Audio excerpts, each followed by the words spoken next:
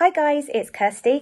In today's video, I'm going to be talking about compulsions. Surprise, surprise. Obviously, this is a OCD recovery YouTube channel, but I'm going to be talking about how some compulsions might be trickier than others to cut out and how we can go about sort of starting to reduce them and cut out some of those more tricky compulsions.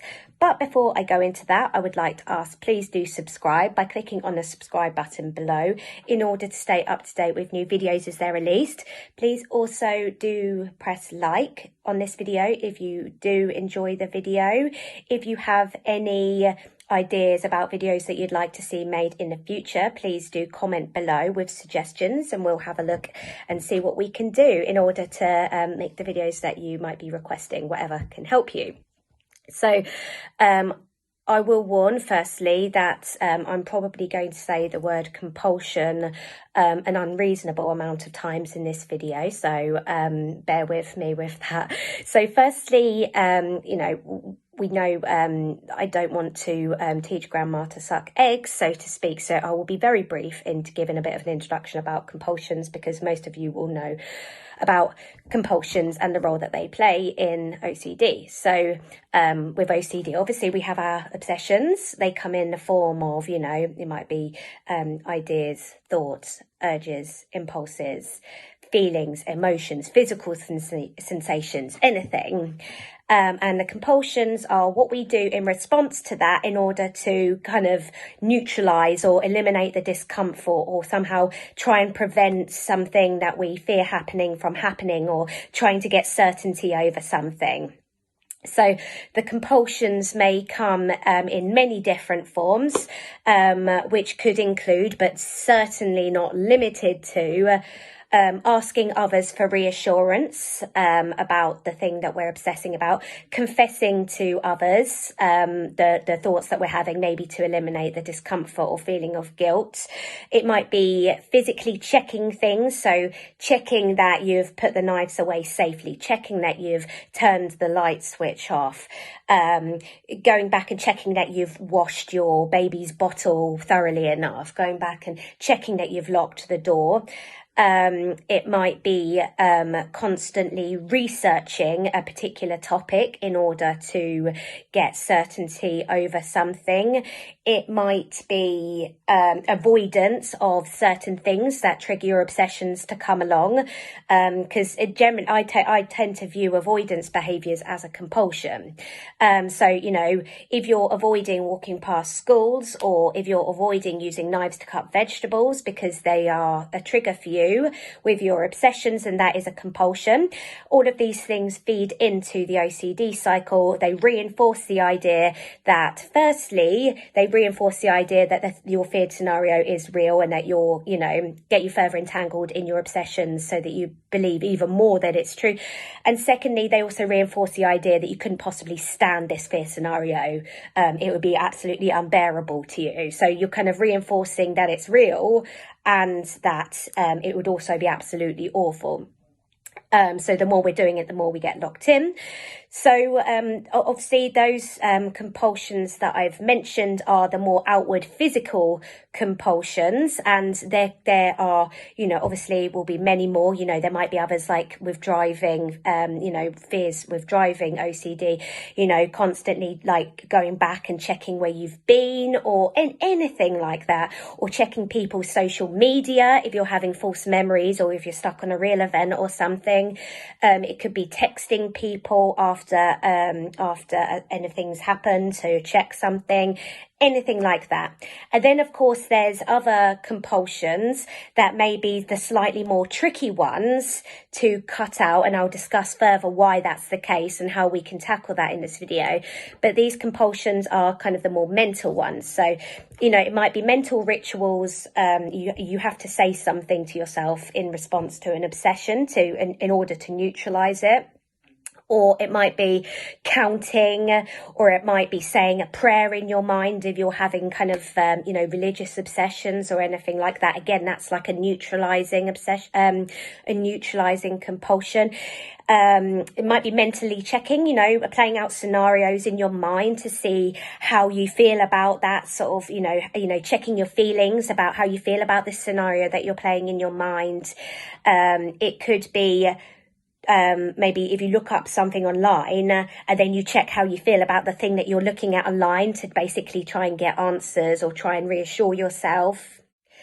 So yeah, lots of checking in various ways. So playing out scenarios in your mind, seeing how you feel.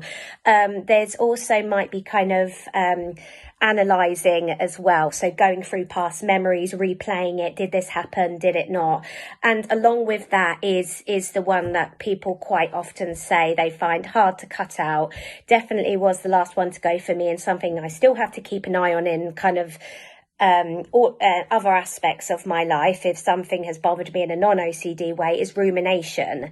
So even for me, outside of a kind of OCD, I could still find myself ruminating about something that might have bothered me, and I know that that's not helpful. So it's something I still keep an eye on now, even though OCD isn't kind of doesn't play such a big role in my life anymore as it did when I was kind of working on my recovery and still, suffering with it.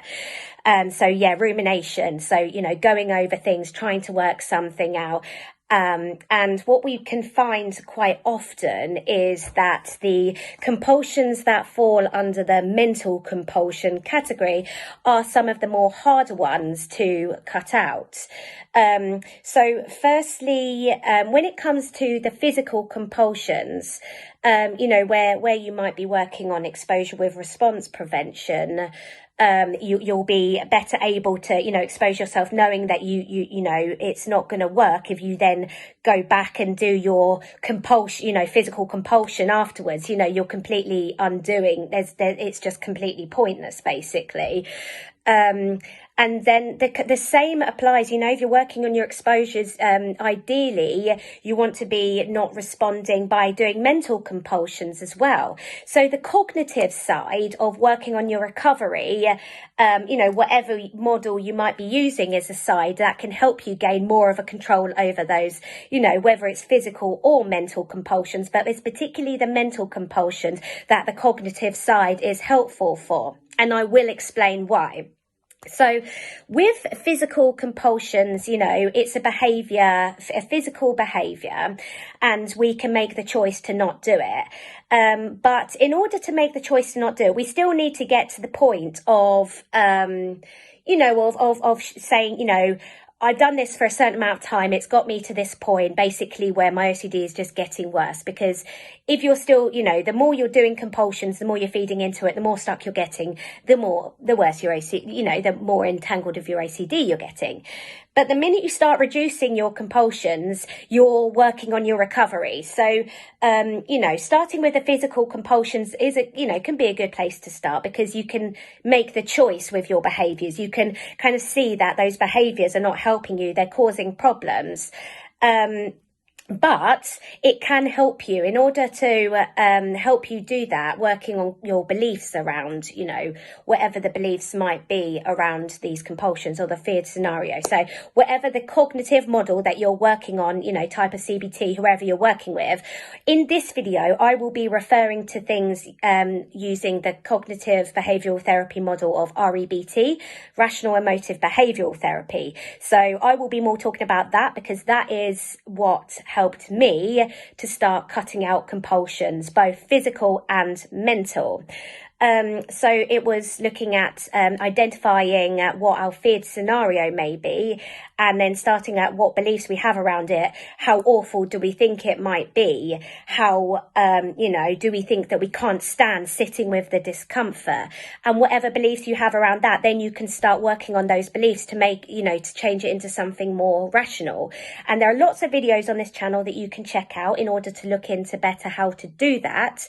But basically, with REBT, the purpose of doing this is in order to bring down feelings of anxiety, rage, depression to feelings that are kind of more, essentially, that can like kind of feel more tolerable to us, so that can slow down our thinking process a little bit more, so that we can make choices that are more beneficial to us and what we want out of life, rather than kind of self-destructive choices, like, for example, in our case, when we're suffering from OCD, compulsions. So and this is particularly important when it comes to the mental compulsions, because when we're so terrified of something happening and we think it's awful and we couldn't possibly stand it, the anxious thinking is going 100 miles an hour.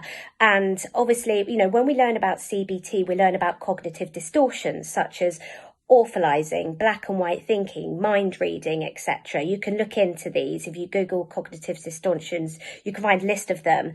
But when we're kind of in the mind frame of anxious thinking, these cognitive distortions can really distort the way we're seeing reality, and we're less able to see things clearly and make good choices for ourselves. And in our case, as I said, the good choices for ourselves is cutting out the compulsive behaviours and any other kind of unhelpful coping behaviours that we might be doing to eliminate, the anxiety that we're feeling because we're so terrified, or the low feelings that we're feeling because we think we're doomed if our real, feared scenario is real, or whatever it might be. And that could be, if it's, are you doing avoidance behaviours, drinking or taking drugs, or any kind of addictive behaviours that aren't helpful to your life? Are you doing that to, further things to escape these feelings? So if we're able to bring our fear levels down, of the situation that we're terrified of, or, anything like that, we're able to kind of gain a bit more control over our mental thought process. And then we're able to gain a bit more choice over what we do mentally, whether we actually go into mental checking or analysing, or if it's physical compulsions, whether we do go wash our hands, or whether we do go and check the light switch, or wherever it might, or confess, or anything, or whether we choose to accept the uncertainty. And once this kind of thinking process has been kind of slowed down a little bit because you're less terrified, then you're less able to fall for, some cognitive distortions that might come up.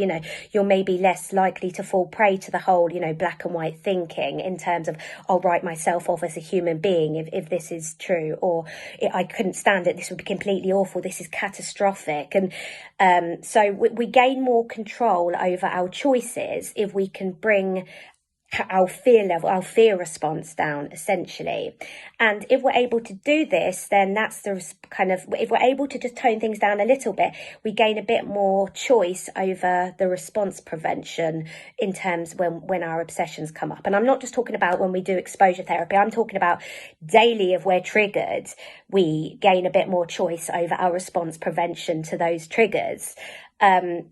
So I recommend checking out videos on this channel where we talk about disputing, irrational beliefs around feared scenarios. It can be really helpful. And as I said, that might not be the cognitive model that you're working on, but there will be some kind of there'll likely be some kind of looking at beliefs with whether you're working with, a therapist or, a OCD coach or whatever. You'll probably be looking at some kind of beliefs that you're holding alongside whatever behavioural therapy that you're working on, with exposures, etc.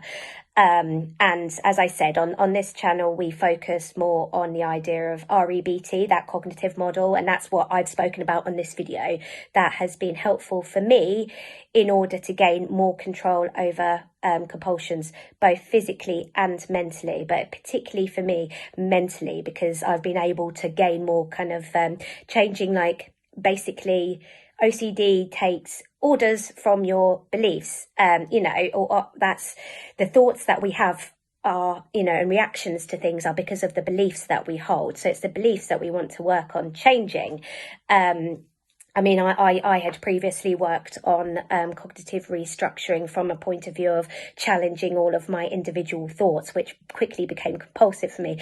So for me, it was working on the beliefs that I was holding that helped me to gain more control over, compulsive behaviours that were keeping me locked in the fear cycle, both physical and mental. And as I said, the rumination can be one of the harder ones, but once you've kind of brought your fear response down, in whatever way you're doing that, that's when you gain more control and more choice over what's going on mentally, so that then you're better able to accept uncertainty, which is obviously a huge part of OCD recovery, but we sometimes need some help and practice in order to do that.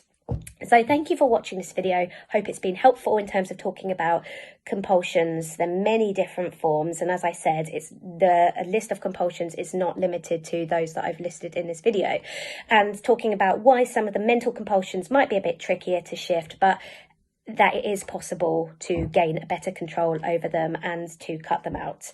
So thank you ever so much for watching, and take care. Bye.